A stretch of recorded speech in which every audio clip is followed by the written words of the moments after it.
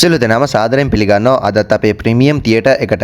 ඉතින් ඔයාලා හැමෝම බලන් හිටපු නාකෝස් මෙක්සිකෝ කතාමාලාවේ සුවිශේෂීම එපිසෝඩ් එකකට තමයි අද අපි ඇවිල්ලා තින්නේ. මොකද අද දවස එනකන් ඔයාලා ඇඟිලි ගෙන බලන් ඉන්නේ නැති. මොකද අද තමයි අපිට මිගෙල්ගේ අවසානයේ බලා ගන්න පුළුවන් වෙන දවස. ඒ වගේම මෙතනින් පස්සේ ටිහුවානා, හුආරෙස්, සිනලෝවා, ගල්ෆ් කියන ප්ලාසා වලට මොනව වෙයිද? වෝල්ට මොනව වෙයිද? මෙක්සිකන් ඩ්‍රග් කාටෙල් එක සම්පූර්ණ බිඳ වැටේද කියන මෙන්න මේ හැම ප්‍රශ්නයකටම උත්තර අද ඔයාලට අවසාන තප්පරේදී ලැබෙනවා. ඒක නිසා අන්තිම තප්පර වෙනකම් මේ එපිසෝඩ් එක බලන්න කියලා මම ඔයාලට මතක් කරනවා.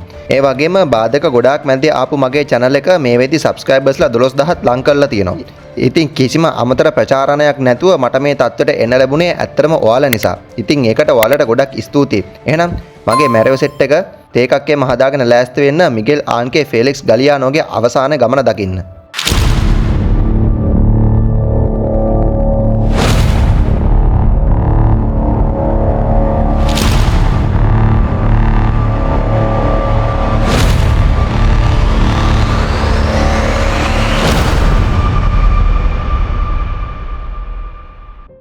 කතාව පටන් ගන්නෙම අපේ මිගෙල්ගෙන්.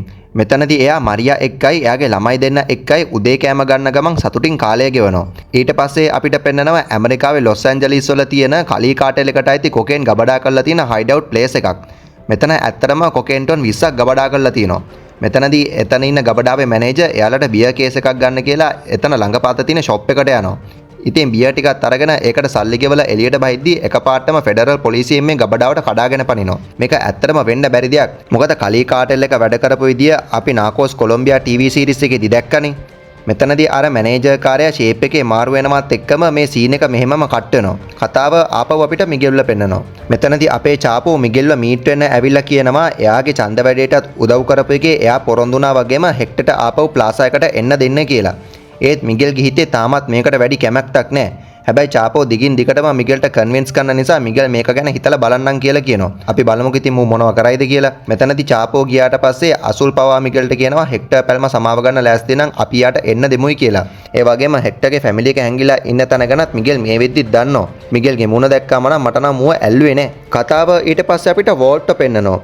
ඒ වගේම මෙතනදී වෝල්ට් TV එකේ නිවුස් වලින් දකිනවා ඇමරිකන් ඉතිහාසයේ වටලපු විශාලම කොකේන් තොගයේ විදියට කොකේන් ටොන් 20ක අර ගබඩාව DA එකේ අත්අඩංගුවට පත් වෙලා තියෙනවා. ඒ වගේම මේ කොකේන් වල වෙළඳපොළ වටිනාකම විතරක් ඒ කාලේ ඩොලර් බිලියන 7ක්. මිලියන නෙවෙයි බිලියන 7ක්.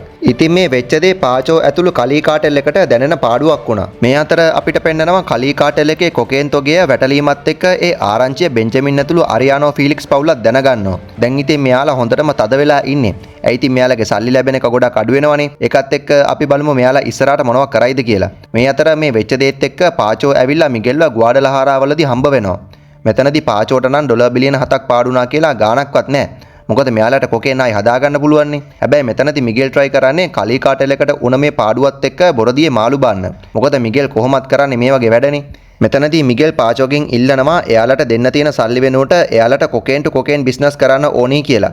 මෙතනදී ඇත්තටම පාචෝත් හිර වෙනවා. මොකද ඇමරිකාවට කොකේන් පන්නන්න තියෙන එකම මාර්ගය මෙක්සිකෝ විතරයි. ඉතින් ඒක ඩොමිනේට් කරන්නේත් අපේ මිගෙල්. මෙතනදී පාචෝ අනතුරු අඟවනවා උඹ ඩිරෙක්ට් කොකේන් විකුණන්න ආවොත් උඹව විනාශ වෙයි කියලා. මොකද උඹට පවතින බෑ කියලා පාචෝ මෙතනදී මිගෙල්ට කියනවා. ඒත් මිගෙල් මේවා 7-5කට ගණන් ගන්නෙ නෑ. ඒක නිසා පාචෝ මෙතනින් පිටත් වෙලා යනවා. ඒ වගේම මිගෙල් මෙතනදී අසුල් එක කියනවා මම හෙක්ටර් පැල්ම ගැන තීරණයක් ගත්තයි කියලා. දැන් ඉතින් හිතා ගන්න පුළුවන් මොනවද වෙන්න යන්නේ කියලා. ඒකත් එක්කම අපිට පෙන්නනවා මිගෙල්ගේ ඩ්‍රයිවර් හෙක්ටර්ගේ වයිෆ් හැංගිලා ඉන්න තැනට ගිහිල්ලා එයාලව හොයා ගන්නවා. මෙතනදී එයා හොඳටම බය වුණත් මිගෙල්ගේ ඩ්‍රයිවර් මෙයාලට කියන්නේ මිගෙල් හෙක්ටර්ට සමාව දෙන්න තීරණය කළා. ඒක නිසා ඔයාලව ගෙදර එක්කයි යන්නයි මං ආවේ කියලා. ඉතින් මෙතනදී හෙක්ටර්ගේ වයිෆ් මේක විශ්වාස කළා මෙයාලත් එක්ක යන්න පිටත් වෙනවා. හැබැයි මෙයාලා දන්නේ නැහැ මෙයාලා මේ යන්නේ තමන්ගේ අන්තිම ගමන කියලා. මෙතනදී මේ ඩ්‍රයිවර් පාලමක් උඩ එයාගේ කායක නවත්තලා හෙක්ටර්ගේ වයිෆ් එක කතා කරන්න පටන් ගන්නවා. ඒකත් එක්කම මේ නරුමයා නිමේෂයකින් හෙක්ටර්ගේ වයිෆ්ගේ ඔළුවටම වෙඩි තියලා එයාව මරලා දානවා. ඊට පස්සේ එයාගේ ළමයි දෙන්නවත් මරලා මේ බොඩිස් ඔක්කොම ගඟට වීසි කරනවා. ඉතින් මෙන්න මේ කාලකන්ණි වැඩේ නිසා තමයි මිගෙල්ට කෙලවෙන්න පටන් ගන්නෙ. ඉතින් වැඩි වෙලාවක් යන කලින් මිගෙල් කරපු මේ බලු වැඩේ ගැන හැම ප්ලාසා එකේ ලොක් එකටම ආරංචි වෙනවා. මෙතනදී චාපෝ තමයි ගොඩක්ම තරහෙන් ඉන්නේ. ඇයි ඉතින් මිගෙල් දෙවනි පාටත් තමන්ට ඇරියනේ.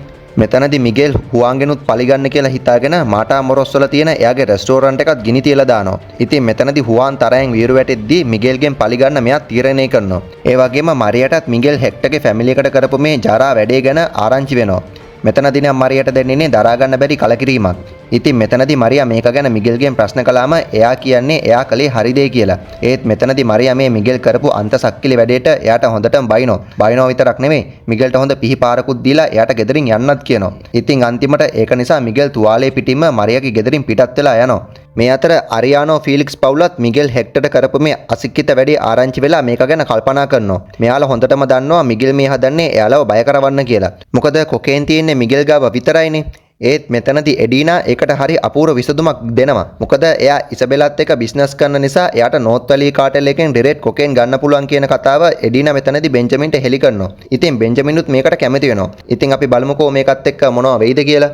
කතාව ඊට පස්සේ අපිට මිගෙල් අතරයි ප්ලාසා නායකයන් අතරයි තියෙන රැස්වීම පෙන්නනවා. මෙතනදී මිගෙල් කියනවා අපි තව මාස කිහිපයකින් ඩිරෙක්ට් කොකේන් විකුණන්න පටන් ගන්න නිසා ඒකට රෙඩි වෙන්න කියලා. ඒ වගේම මිගෙල් try කරන්නේ කොලොම්බියන් කාරයෙන් හෝ මේ මාකට් එකෙන් අයින් කළා දාන්න. හැබැයි මෙතනදී ප්ලාසා නායකයෝ දන්නවා කලී කාටල් එකේ ගබඩාව ගැන ඔත්තුව දුන්නෙත් මිගෙල් කියලා. මූ කරපු බලු වැඩේ කොහොමද කියලා දැන් හිතා ගන්න පුළුවන් නේ. මෙතනදී මිගෙල් හදන්නේ මේ සමස්ත පාලනයම අතට ගන්න. ඉතින් ඒක නිසා මිගෙල් මෙතන ඉන්න අයගෙන් කැමැත්ත අකමැත්ත අහන්න පටන් ගන්නවා. මෙතනදී මිගෙල්ගේ බලු වැඩ ඉවසන්න බැරිම තැන බෙන්ජමින් ඇතුළු ටිහුවානා ප්ලාසා එක මිගෙල්ගේ සමූහ ආණ්ඩුවෙන් මුලින්ම අයින් වෙනවා. ඊට පස්සේ චාපෝ වගේම සිනලෝවා කල්ලියත් මේකෙන් අයින් වෙනවා. මෙතනදී වෙන විශේෂම දේ තමයි අසුල් පවා සිනලෝවා කල්ලියත් එක්ක එකතු වීම. දැන් තමයි අපේ මිගෙල්ගේ මූණ බලන්න වටින්නේ. අන්තිමට මිගෙල්ට ඉතුරු වුණේ අමාඩෝ විතරයි. ඔයාලා හිතන්නේ අමාඩෝ මිගෙල් එක ඉඳී කියලාද? මොන පිස්සුද? අමාඩෝත් මෙතනදී මිගෙල්ගේ සමූහ ආණ්ඩුවෙන් අයින් වෙලා හුවාරෙස් වල නායකත්වයේ තනියම බාර ගන්නවා. ඒ වගේම අමාඩෝ දන්නවා රෆාවයි එයාගේ මාමා වෙච්ච නේටෝවයි පාවල දුන්නෙත් මිගෙල් කියලා. ඉතින් මෙතනදී අමාඩෝ හරිම වෙලාව එනකන් ඉඳලා ඒකේ පලියත් අරගත්තා. ඒ වගේම පාචෝ දැනගෙන තියෙනවා එයාලගේ ගබඩාව ගැන ඔත්තුව දුන්නෙත් මිගෙල් කියලා. ඒක නිසා තමයි එයාලා මිගෙල්ට හොරෙන් අනෙක් ප්ලාසා කල්ලි ටික කන්ටැක්ට් කරගෙන එයාලත් එක්ක වෙනම ගනුදෙනු කරන්න අවස්ථාව හදාගෙන තියෙන්නේ. ඉතින් මෙන්න මේ කාරණා ටික ඔක්කොම අමාඩෝ මිගෙල්ට පැහැදිලි කරලා දීලා එතනින් පිටත් වෙලා යනවා. ඉතින් අනිත් ජාවාරංකාරයන්ට උනා වගේ නැතුව තමන්ම කරපු බලුවැඩ විතරක් නිසා මිගෙල් ආන්ගේ ෆෙලික්ස් ගලියානෝ මෙන්න මේ විදිහට පරාද වෙනවා. මේ අතර අපිට පෙන්නනවා වෝට් හිතුවේපත් නැති විදිහට සුවිශේෂී කෙනෙක්ගෙන් පණිවිඩයක් එයාට ලැබෙනවා. මේක මොකද්ද කියලා ඔයාලට ඉස්සරහට යද්දි තේරෙයි. කතාව ඊට පස්සේ අපිට අපේ සෙක්සි ඉසබෙල්ලා පෙන්නනවා. මෙයා මෙතනදී එයාගේ ගබඩාවට එනකොට බෙන්ජමින් වගේම එඩීනා එතනට ඇවිල්ලා ඉන්නවා. මෙතනදී එඩීනා ඉසබෙල්ට කියනවා මම ආපහු ඔයත් එක්ක බිස්නස් කරන්නේ නැහැ. ඒක නිසා ටිහුවානා වලින් අයින් වෙලා යන්නේ කියලා. ඒ වගේම මෙච්චර කල් ඉසබෙල් කරපු උදව් වලට එඩීනා එයාට හොඳ ගෙවීමකුත් කරනවා. හැබැයි ඉසබෙල් මේ කිසි දෙයක් බාරගන්නේ නැහැ. මෙයා මෙතනදී මම ටිහුවානා දාලා යන්නේ නැහැ කියලා පිටත් වෙලා යනවා. අපි බලමුකෝ මොනවා වෙයිද කියලා. කතාව ඊට පස්සේ අපිට හරිම සුවිශේෂී සිදුවීමක් පෙන්නනවා. මෙතනදී අපිට පෙන්නනවා කවුරුත්ම නැති වෙච්ච මිගෙල් ආන්ගේ ෆෙලික්ස් ගලියානෝව කල්දරෝනි ඇවිල්ලා එක උණ්ඩයක්වත් වැය කරන්නේ නැතුව අත්අඩංගුවට ගන්නවා. ඉතින් මෙන්න මේ සිදුවීම මෙක්සිකන් ඉතිහාසයේ හරිම සුවිශේෂී සිදුවීමක් වෙනවා. ඒ වගේම මේ ආරංචිය රට පුරා වෛරල් රැන්නක් පටන් ගන්නවා. ඒ වගේම වෝල්ට එන්න කියලා තියෙන මේ පණිවිඩය යවලා තියෙනෙත් අපේ කල්දරෝනි. ඉතින් වෝල්ට් කල්දරෝනිව හම්බ වෙලා එයාට ස්තුති කරනවා මේ විදිහට හරි මේ මෙහෙම ඉවරයක් කරලා දාපු එකට. ඒ වගේම ඇමරිකාව පැත්තනොත් මේ මෙහෙම සාර්ථක වීමේ සතුටට වෝල්ට ඉහළම ගෞරවය එක්ක උසස් වීමකුත් ලැබෙනවා. ඒ වගේම එයාට අලුතින් වැඩ බාර ගන්න වෙන්නේ එල් පාසෝ වල. ඒ වගේම එයාගේ චීෆ් තමයි අපේ කලින් හිටපු හයිමි. ඉතින් වෝල්ට් මෙන්න මේ ඔෆර් එක සතුටින් බාර ගන්නවා. ඒ වගේම අපේ සෙක්සි ඉසබෙල්ටත් මරු වැඩක් තමයි වෙන්නේ. මෙතනදී එකපාරටම පොලිසියෙන් ඇවිල්ලා එයාගේ සහායකයෝ දෙන්නවත් මරලා දාලා ඉසබෙල්ව හිරබාරයට ගන්නවා. මොන වුණත් මේ සෙක්සි කෙල්ලට මීට වඩා හොඳ අවසානයක් ඩිරෙක්ටර් අංකල්ට දෙන්න තිබ්බා. දැන් ඉතින් මොනව කරන්නද? මෙන්න මේක තමයි උනේ. කතාව ඊට පස්සේ අපිට මෙක්සිකෝ නගරේ පෙන්නනවා. මෙතනදී අපිට පෙන්නනවා අර මිගෙල්ගේ ඩ්‍රයිවර්. මෙයා මෙතනදී තවත් ගෑණියෙක්ව හුරතල් කරලා එයාට සපත්තු කුට්ටමක් අරන් දෙන ගමන් තමයි ඉන්නේ. ඉතින් මෙතනදී එකපාරටම එතනට චාපෝ ඇතුළු පිරිස එනවා. නිකන් නෙවෙයි එන්නේ. හෙක්ටර් පැල්මත් එක්කයි එන්නේ. පේනවනේ අතේ තියෙන බාණ්ඩේ. ඉතින් මෙතනදී අපේ හෙක්ටර් එයාගේ පවුලේ අයව මරපු එකේ පලිය අරගන්න මූට පොල්ලෙන්ම ගහලා මුව මරලම දානවා. හොම්බකට සමතලා වෙන්න ගහනවයි කියන්නේ මෙන්න මේකට තමයි. පේනවනේ. මේ අතර අපිට පෙන්නනවා අසුල්ගේ මූලිකත්වයෙන් පවත්වපු රැස්වීමේදී හැම ප්ලාසා එකකම නායකයන් තමන්ගේ ප්ලාසා එක ස්වාධීනව කරගෙන යන බාර ගන්නවා. මෙතනදී බෙන්ජමින් ඇතුළු අරියානෝ ෆීලික්ස් පවුල ටිහුවානා වගේම අසුල් චාපෝ හෙක්ටර් එකතු වෙලා සිනලෝවා වගේම අමාඩෝ එකතු වෙලා හුවාරෙස් කල්ලියත් බාර ගන්නවා. ඒ වගේම අර හුවානුයි එයාගේ බෑනයි ගල්ෆ් කියන ප්ලාසා එක වෙන වෙනම පාලනය කරන්න තීරණය කරනවා. ඒ වගේම අනෙක් පැත්තෙන් අපේ වෝල්ට් එල් පාසෝ වලට ගිහිල්ලා හයිමි එක්ක එයාගේ අලුත් මෙහෙම බාර ගන්නවා. ඊට පස්සේ වෝල්ට් යනවා හිරේ ඉන්න අපේ මිගෙල්ව හම්බ වෙන්න. මෙතනදී වෝල්ට් කිකීගේ රූපයක් මිගෙල්ට පෙන්නලා කියනවා මම කිකී වෙනුවෙන් යුක්තිය ඉෂ්ට කළා කියලා. ඒත් මිගෙල්ට නම් මේකේ ගාණක්වත් නැහැ. ඒ වගේම වෝල්ට් මිගෙල්ගෙන් අහනවා තමුන් පාලනය කරපු සමූහ ආණ්ඩුවට දැන් මොකද උනේ කියලා. මෙන්න මෙතනදී මිගෙල් හරිම අපූර්ව කතාවක් වෝල්ට්ට කියනවා. මිගෙල් මෙතනදී කියනවා ප්ලාසා ටික මගේ පාලනයෙන් වෙන් වෙලා ගියාට පස්සේ ටියුවානා කල්ලියේ ශක්තිමත් වෙලා සිනලෝවා අය එක මරා ගන්න පටන් ගනී කියලා. ඒ වගේම ඒ යුද්ධය කාටවත් නවත්තන්න බැරි වෙයි කියලාත් කියනවා. ඒ වගේම එයාලා එහෙම මරා ගන්න අතරේදී ගල්ෆ් ප්ලාසා එකයි හුආරෙස් ප්ලාසා එකයි නිහඬව ශක්තිමත් වෙයි. විශේෂයෙන්ම හුආරෙස් වල ඉන්න අමාඩෝ කරිල්ලෝ ෆුවන්ටෙස් මෙක්සිකන් ඉතිහාසයේ ඉන්න ප්‍රබලම මත්ද්‍රව්‍ය ජාවාරම්කාරයා වෙයි කියලා මිගෙල් මෙතනදී අනාවැකි කියනවා.